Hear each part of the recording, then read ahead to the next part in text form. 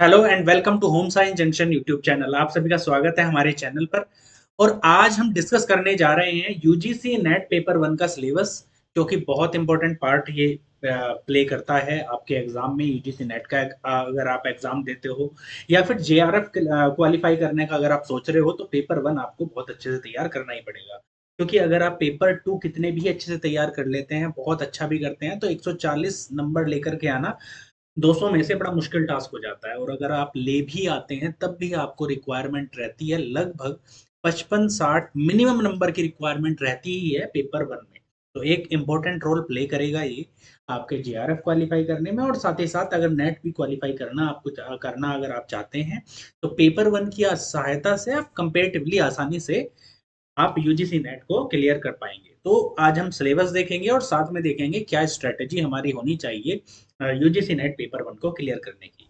तो जो paper one है, सबसे पहले हम बात करेंगे इसके सिलेबस की कि क्या सिलेबस आपका है पेपर वन का। यूजीसी नेट पेपर वन का जो सिलेबस है वो क्या है, क्या क्या इसमें चीजें पूछी जाती हैं, किस किस तरह के इसमें टॉपिक इंक्लूड है। तो बेसिकली इसको 10 यूनिट में बांटा गया है पेपर वन को। पेपर का नाम क्या है?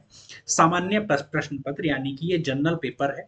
शिक्षण और शोध अभिवृत्ति यानी general paper on teaching and research aptitude. Broadly ये जो पेपर का नाम दिया गया है वो टीचिंग एंड रिसर्च एप्टीट्यूड पर दिया गया है। हालांकि इसमें और भी ब्रांचेस से क्वेश्चन पूछे जाते हैं, चाहे वो कम्युनिकेशन के हो, आईसीटी के हो, रीजनिंग से क्वेश्चन हो, डीआई से क्वेश्चन हो, डाटा इंटरप्रिटेशन से, तो क्वेश्चन इसमें हालांकि पूछे जाते हैं। तो चलिए देखते हैं हम। सबसे पहली यूनिट आती है आपकी टीचिंग एप्टीट्यूड, यानी कि शिक्षण अभिवृत्ति। और टीचिंग एप्टीट्यूड में आपके टीचिंग से रिलेटेड प्रिंसिपल्स पर क्वेश्चंस जनरली पूछे जाते हैं कि टीचिंग किस तरह की होनी चाहिए। जो आप टैट का अगर आपने एग्जाम दिया है, सी टैट के अगर आपने एग्जाम दिए हैं, तो वहां पर भी टीचिंग एप्टीट्यूड पूछा जाता है। अगर आपने बीएड या फिर बीटीसी की है, तब भी आप टीचिंग एप्टीट्यूड वहां पर पढ़ती है। क्वेश्चन कुछ उस तरह के ही होते हैं, बस पूछने का जो तरीका है वो स्टैंडर्ड कुछ थोड़ा सा अलग होता है। वहां पर आपको छोटे बच्चों को मान करके कि आपको छोटे बच्चों को पढ़ाना है, ये मान करके क्वेश्चन पूछे जाते हैं। और यहाँ पर थोड़े से लेवल अप के क्वेश्चन पूछे जाते हैं।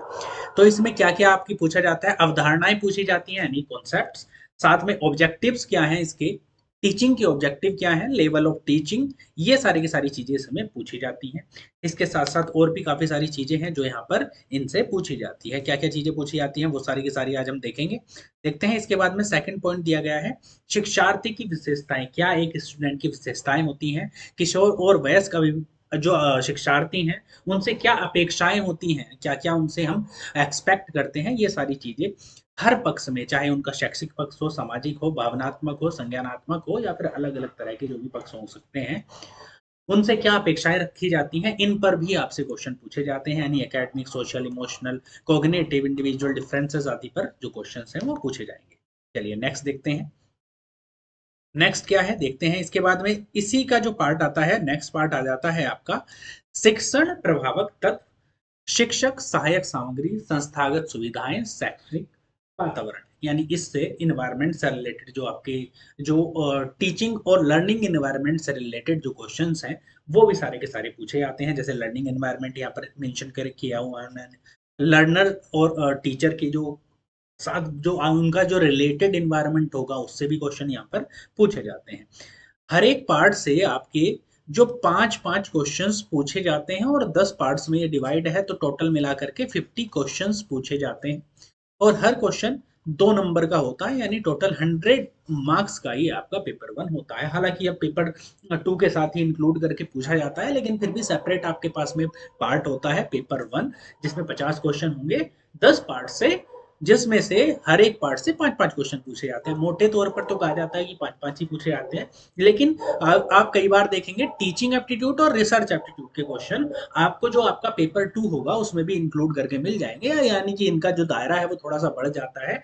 ये 5 क्वेश्चन का ना होकर के 8 से 10 क्वेश्चन तक का बन जाता है। तो टीचिंग और रिसर्च एप्टीट्यूड फिर भी काफी इंपॉर्टेंट हो ही जाते हैं।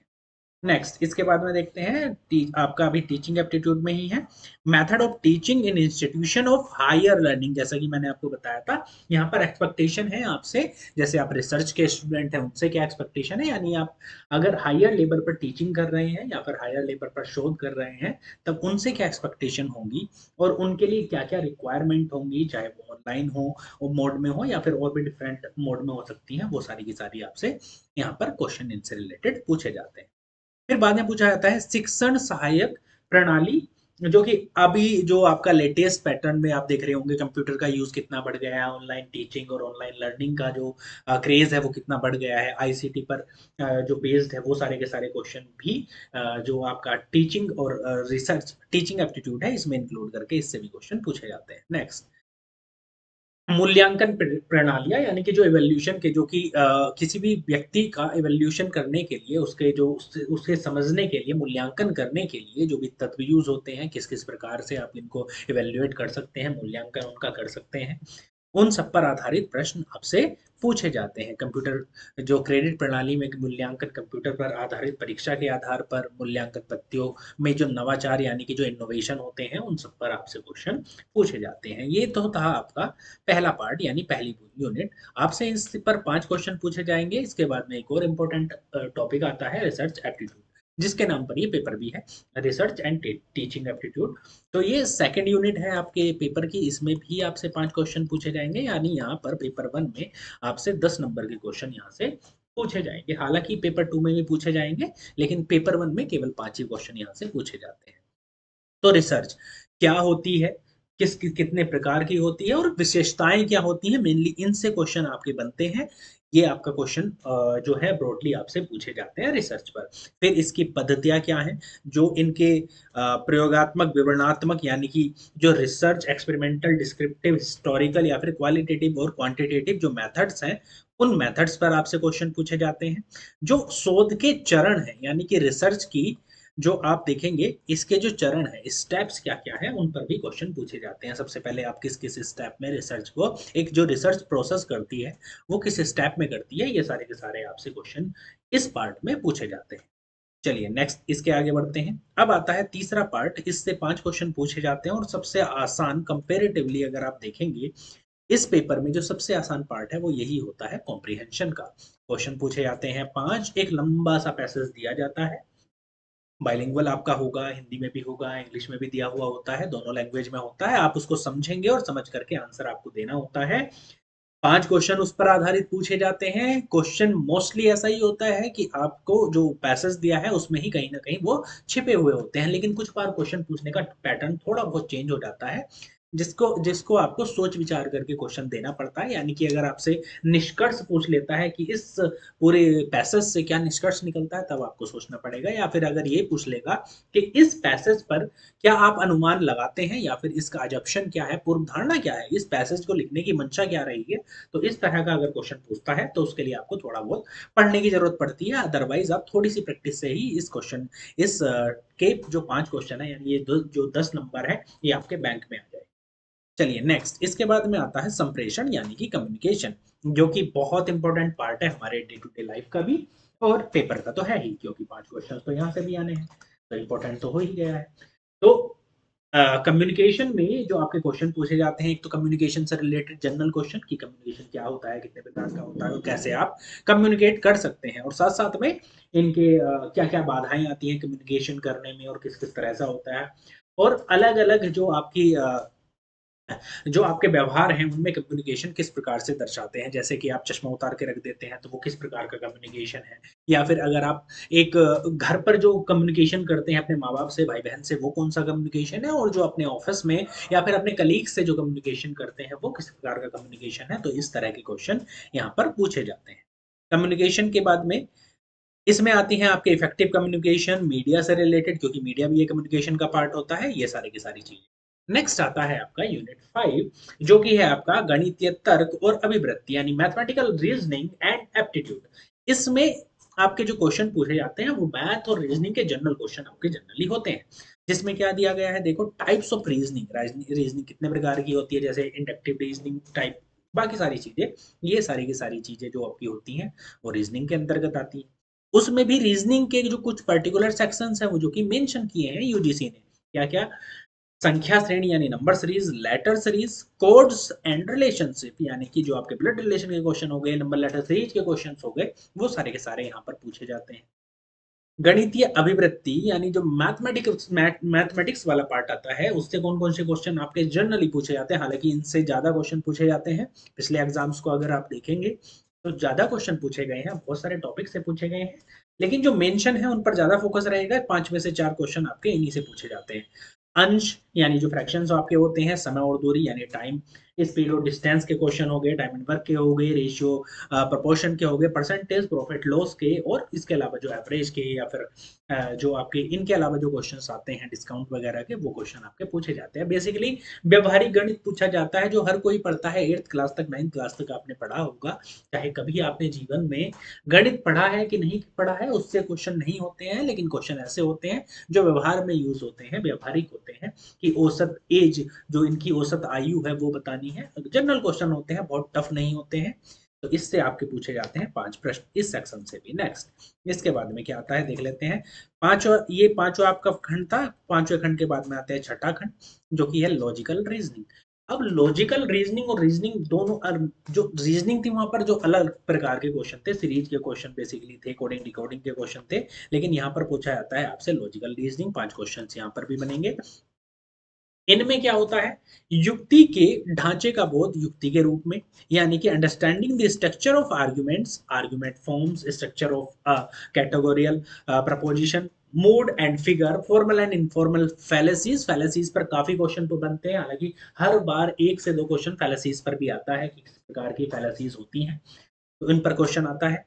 Use of language, connotation and denotation of terms, classical square of opposition, इन सब पर क्वेश्चन आपके पूछे जाते हैं लॉजिकल रीजनिंग के अंतर्गत। इसके बाद में क्वेश्चन पूछे जाते हैं जो आपके लॉजिकल रीजनिंग में एनालॉजीज पर भी एक क्वेश्चन पूछा जाता है। जनरली 2 क्वेश्चन भी कई बार पूछ लेता है। एनालॉजी होती है आपकी अनुरूपता, समरूपता, जैसे प्रपोर्शन होता है वैसे ही जो समानुपात होता है, बेसिकली वही एनालॉजी भी होता है। यहाँ पर लॉजिकल चीजें होंगी अब, ठीक है, रिलेटेड चीजें होती हैं, तुलनात्मक अध्ययन होता है एनालॉजी में। वेन का आरेख, यानी वेन आरेख जो आता है, आप डायग्राम के रूप में कुछ चीजों को रिप्रेजेंट करते हैं, उसके आधार पर आप अपने प्रश्न का आंसर देते हैं। और साथ में पूछा जाता है आपसे सिलोस्मी, न्याय निगमन होता है, यानी कि जो अलग अलग चीजें, डिफरेंट चीजें होती हैं, उनको रिलेट करके एक कंक्लूजन निकालना होता है आपका न्याय निगमन, यानी सिलोस्मी। इस पर भी क्वेश्चन आपके पूछे जाते हैं इस पार्ट के अंदर। फिर इसके बाद में आ जाता है आपका नेक्स्ट, आपका जो पार्ट है, इसमें इसी पार्ट में आता है आपका भारतीय तर्कशास्त्र, यानी कि ज्ञान के सागर, के साधन, Indian logic, means of knowledge. Indian logic से यानी कि भारतीय जो तर्कशास्त्र है, आप देखेंगे बुक्स में, साइकोलॉजी की बुक्स में भी आपको कई बार मिल जाता है, जो भारतीय तर्कशास्त्र है, बेसिकली क्वेश्चन उसी से पूछे जाते हैं आपके।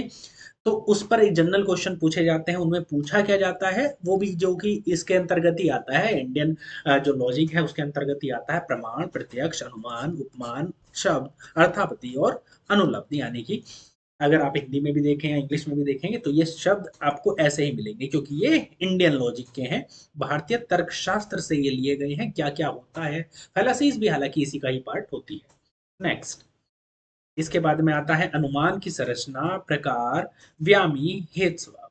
ये सब भी इंडियन लॉजिक के ही पार्ट हैं। स्ट्रक्चर एंड काइंड ऑफ अनुमान, व्याप्ति, हेतु स्वभाव, फैलेसीज ऑफ इन्फ्रेंस। जो इन्फ्रेंस में, निष्कर्ष में जो फैलेसीज होती हैं, वो सारी की सारी भी इसके अंतर्गत आती है। एग्जाम्पल के लिए मैं बताता हूँ, कोई बच्चा अगर आप देखता है, बार बार देखता है कि चिड़िया क्या खाती है, जो कीड़े मकोड़े हैं वो खाती है, तो उसके अंदर ये भाव उठता है कि कीड़े मकोड़े खाने से वो बच्चे, जो कोई भी है, वो उड़ने लग जाएगा।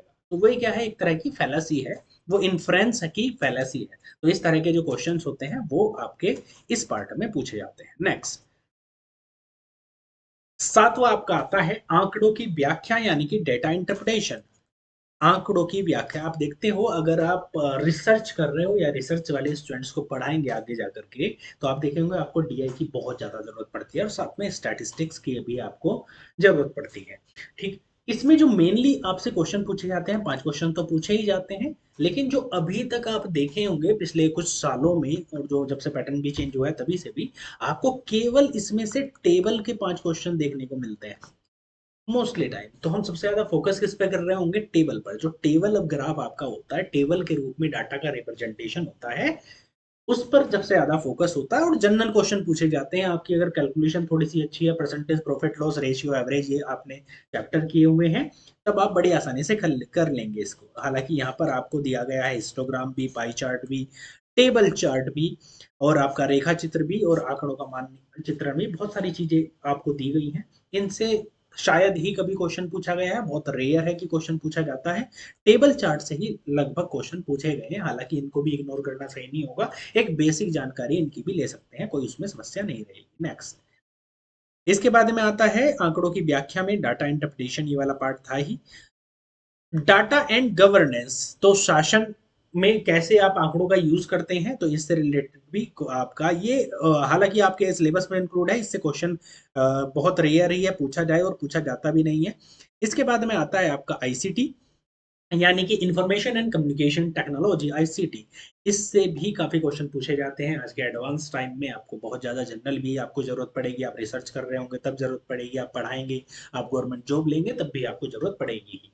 तो आईसीटी इसलिए इस चैप्टर में इंक्लूड है कि बेसिक नॉलेज होनी चाहिए। कोई अगर रिसर्च करने के लिए आता है, कोई किसी पोस्ट असिस्टेंट लेक्चरर के पद पर आप जाएंगे, तब भी आपको बेसिक नॉलेज एक होनी चाहिए आईसीटी की, इंफॉर्मेशन एंड कम्युनिकेशन टेक्नोलॉजी की। तो वो थोड़ी बहुत जानकारी आपसे पूछी जाती है। इसकी जो टर्मिनोलॉजी जो यूज होती है, बहुत टफ नहीं लेकिन बेसिक, ठीक है। इंटरनेट, इंटरनेट से रिलेटेड चीजें, बहुत बेसिक बेसिक चीजें कि क्या होता है, ऑडियो वीडियो कॉन्फ्रेंस क्या होती है, ऑडियो वीडियो एड्स क्या होते हैं, जो आप पहले वाली यूनिट में भी आप देख रहे थे। उच्च शिक्षा में डिजिटल, यानी कि आप देखेंगे डिजिटल इनिशिएटिव जो हुए हैं हायर एजुकेशन में, वो सारी की सारी चीजें आपको पता हो। आईसीटी एंड गवर्नेंस, ये तो आपका रहना ही है, गवर्नेंस में आईसीटी का जो यूज है, ये सब आपसे पूछा जाता है। नेक्स्ट, इसके बाद में आपका क्या आ जाता है, नाइन्थ यूनिट आपकी आती है। इसके बाद में आती है आपकी नाइन्थ यूनिट, लोक विकास और पर्यावरण। आपकी कौन सी यूनिट आती है भाई, लोक विकास और पर्यावरण, ये आपकी यूनिट आ जाती है।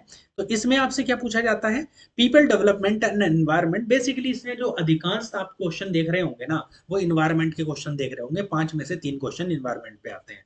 बाकी जो क्वेश्चन होते हैं वो जनरल होते हैं, जो एक सामान्य जो क्वेश्चंस होते हैं वो क्वेश्चंस आपसे पूछे जाते हैं। हालांकि सिलेबस में क्या दिया गया है, विकास और पर्यावरण, मिलेनियम विकास और संपोषणीय विकास का लक्ष्य, development and environmental, millennium development and sustainable development goals, ये सारे के सारे आपके इसमें दिए गए हैं। साथ में सिलेबस अगर आप देखेंगे तो इसमें काफी कुछ है, मानव और पर्यावरण व्यवहार। बेसिक बात यहाँ पर पर्यावरण से ही की जाती है, चाहे वो पर्यावरण में प्रदूषण से रिलेटेड हो, पर्यावरण की बाकी चीजों से, कैलेमिटीज से रिलेटेड हो, या फिर एक जनरल जो आपके आसपास का पर्यावरण है उससे रिलेटेड हो। क्वेश्चंस आपके जनरली 5 में से 3 क्वेश्चन तो मोस्टली होता है कि पर्यावरण से ही होते हैं। हो सकता है 4 या 5 के 5 क्वेश्चन भी इन्वायरमेंट से रिलेटेड ही आपके पूछे जाए। सिलेबस में बहुत सारी चीजें मेंशन है, तो पढ़ने के लिए आपके पास में काफी कुछ है, और 10 अलग अलग बिल्कुल डिफरेंट फील्ड्स को पढ़ना भी आसान काम नहीं होता है। इसलिए इसके बाद में हम डिस्कस कर रहे होंगे स्ट्रेटेजी, ठीक है। अभी देख लेते हैं क्या है, मानव स्वास्थ्य पर प्रदूषकों का प्रभाव यानी कि पोल्यूटेंट्स का क्या इफेक्ट होता है, प्राकृतिक और ऊर्जा के स्रोत, सौर ऊर्जा, पवन ऊर्जा, मृदा, बाकी जो भी आपके ऊर्जा के स्रोत हैं, इन सब का आपको थोड़ा बहुत अध्ययन करना पड़ता है। प्राकृतिक जोखिम और आपदाएं क्या है, उनको कैसे कम किया जा सकता है, ये सब क्या क्या समझौते हुए हैं, मॉन्ट्रियल प्रोटोकॉल हो गया, या फिर आपके जो भी और क्योटो प्रोटोकॉल वगैरह है जो आपके हैं, इन सब के बारे में आपको थोड़ी थोड़ी जानकारी होनी चाहिए। कई बार डायरेक्ट क्वेश्चन भी पूछ लेता है कि मॉन्ट्रियल जो प्रोटोकॉल है वो कब हुआ, और क्योटो प्रोटोकॉल कब पारित हुआ है, मतलब इस तरह से आपसे डायरेक्ट क्वेश्चन भी कई बार पूछ लेता है। नेक्स्ट, इसके बाद में क्या आता है आपका देख लेते हैं। इसके बाद में आता है भैया आपका नेक्स्ट यूनिट आती है आपकी हायर एजुकेशन सिस्टम। ये एक ऐसी यूनिट है जिसमें आपको प्योरली रटना होता है जो अभी तक हुआ है, जो आपके चेंजेस हुए हैं हायर एजुकेशन में, चेंजेस हुए हैं, चाहे यूजीसी की तरफ से हुए हों या फिर जो कोई नई शिक्षा प्रणाली आती है उनमें जो भी चेंज होते हैं। हायर एजुकेशन में बेसिकली कौन कौन से आपके लॉज आए हैं, वो सारे के सारे आपको याद करने पड़ते हैं। देखो दिया गया है, उच्च अधिगम संस्थाएं उन प्राचीन भारत में शिक्षा, जब नालंदा यूनिवर्सिटी थी और आपकी ये सब यूनिवर्सिटी थी, तब के टाइम के भी क्वेश्चन कभी कभार आपसे पूछे जाते हैं, ठीक है। चलिए नेक्स्ट, इसके बाद में बढ़ते हैं। भारत में के स्वतंत्रता के बाद में भारत में उच्च अधिगम और शोध का उद्भव, यानी कि आपकी जो हायर एजुकेशन की जो शुरुआत हुई, और जो स्वतंत्रता के बाद यानी 1947 के बाद में क्या क्या चेंजेस हुए हैं, क्या क्या सुधार हुए हैं, उन पर क्वेश्चन आपसे पूछे जाते हैं। तो ये सारे क्वेश्चंस आपसे पूछे जाते हैं इन टॉपिक से। तो ये थी आपकी 10 यूनिट, आपने देखा इन 10 यूनिटों में अगर आप 60 से अधिक स्कोर करने की स्थिति में हो जाते हैं तो आप एक अच्छा स्कोर इसको मान सकते हैं। क्यों कह रहा हूँ मैं 60? क्योंकि सिलेबस बहुत ज़्यादा वास्ट है। 10 अलग-अलग तरह की चीज़ें आपको पढ़नी है। अगर आप देखेंगे रिसर्च बिल्कुल अलग है और वहीं अगर आप देखेंगे तो हायर एजुकेशन सिस्टम बिल्कुल अलग है। बहुत सारी चीज़ें बिल्कुल अलग है। तो मेहनत करने की इनमें ज़रूरत पड़ती ही है। लेकिन स्ट्रैटेजी से अगर हम करेंगे तो इसको कंपैरेटिवली हम बेहतर तरीके से इसको कर पाएँगे। क्यों? क्योंकि आपके पास में टाइम की कमी नहीं होती है इस एग्ज़ाम में देखें तो बहुत ज़्यादा टाइम की बैरियर नहीं आता है कि टाइम की बहुत ज़्यादा कमी। प्रॉब्लम कहाँ आती है? अटेम्प्ट करने में क्वेश्चंस को प्रॉब्लम आती है कि हम अटेम्प्ट करते कैसे हैं? हमारा एटीट्यूड पहले कैसे था? हमने तैयारी की कैसे है? तो अगर आप देखें इन क्वेश्चंस में 10 यूनिट में मैं एक पर्टिकुलर यूनिट्स की बात करूँ तो आपका आता है एक तो टीचिंग एप्टीट्यूड, दूसरा आता है आपका रिसर्च एप्टीट्यूड। ये जो 2 टॉपिक हैं, आप इनको बड़ी अच्छे से तैयार कर सकते हैं क्योंकि ये आपके सेकंड पेपर में भी काम आते हैं। तो यहाँ तो आपको ये 5 में से 4 नंबर बड़ी आसानी से दिलवा सकते हैं, आपको मिल जाएँगे क्योंकि टीचिंग एप्टीट्यूड अगर आप देखें, तो आपने पहले कहीं न कहीं पढ़ा ही होता है और ये जनरल चीज़ है।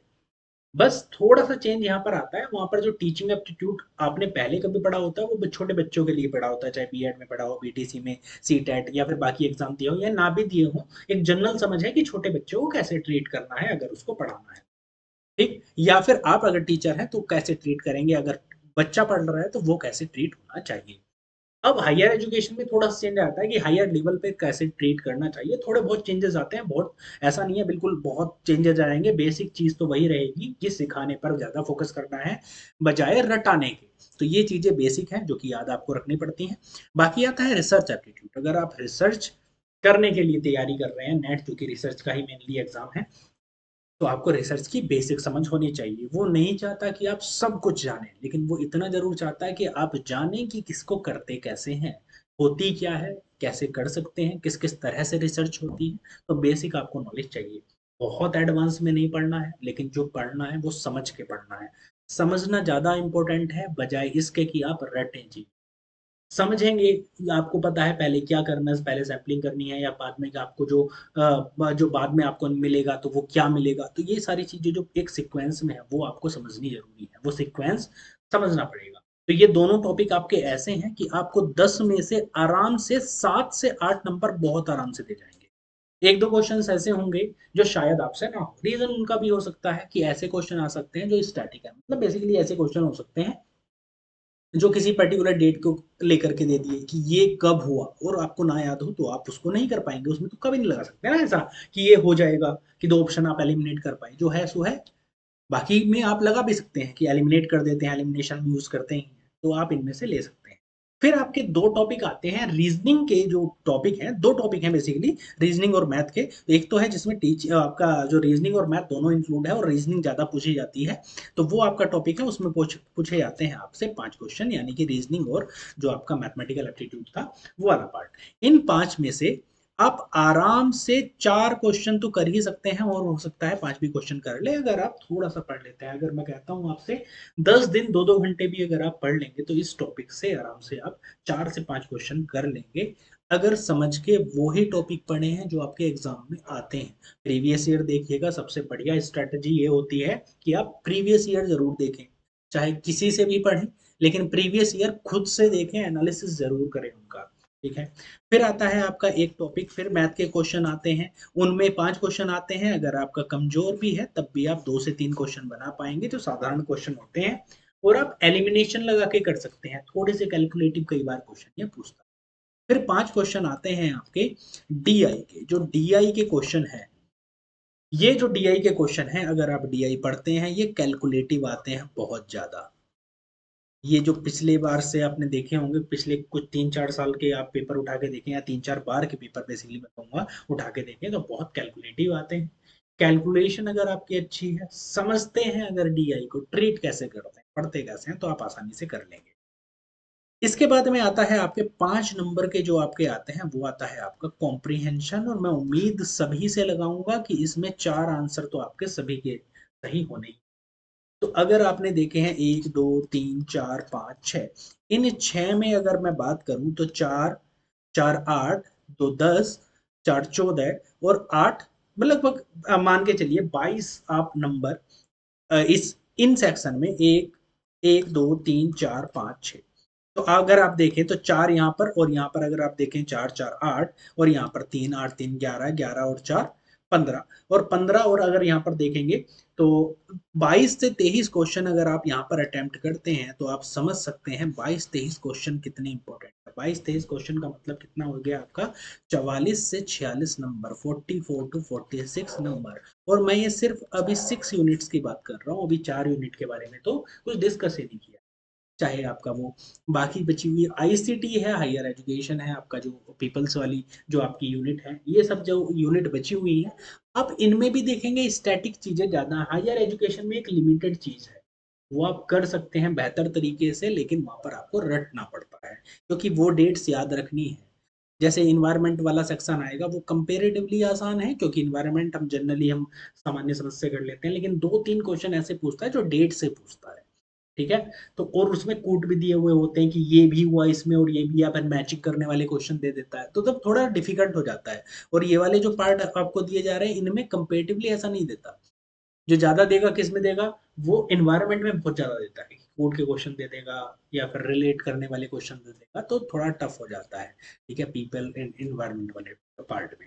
तो आप देखेंगे उन 4 पार्ट से भी अगर आप थोड़ा थोड़ा करके भी अगर आप देखेंगे, मैं मांगूंगा किसी में 2 किसी में 3, तो आप आराम से 10 क्वेश्चन तक उसमें भी हैंडल कर पाएंगे। और वो जो स्कोर आपका हो जाता है 22 से प्लस 10 होकर के कितना हो जाएगा भाई, 32 से 33। और वो जो मैं आपको बता रहा था 64 से 66, ये एक बहुत अच्छा स्कोर है पेपर 1 के।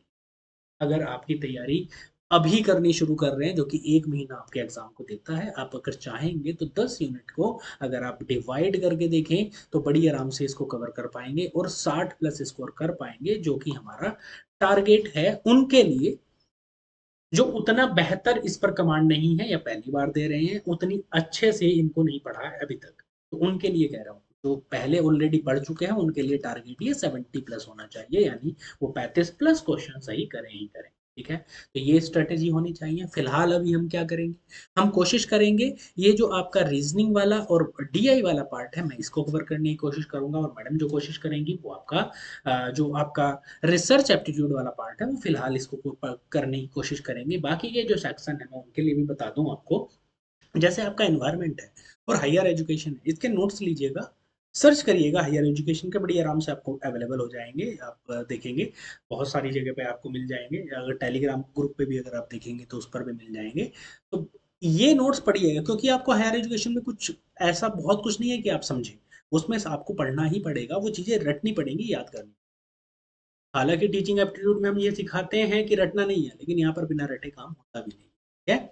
तो चलिए, ये थे, हमने डिस्कस किया सिलेबस और स्ट्रेटेजी। मिलते हैं अगली बार नई वीडियो में एक नए एक टॉपिक के साथ। रीजनिंग का टॉपिक हम कवर कर रहे होंगे, तब तक के लिए शुक्रिया, धन्यवाद।